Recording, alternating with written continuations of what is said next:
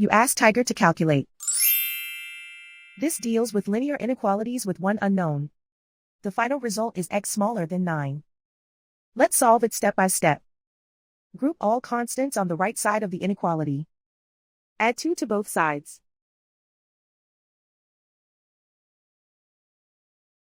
Simplify the arithmetic.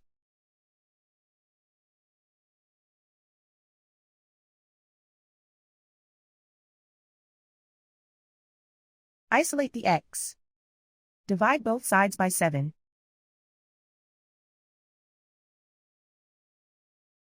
Simplify the fraction.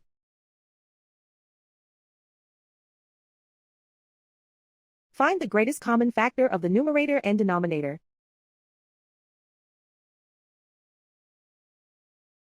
Factor out and cancel the greatest common factor.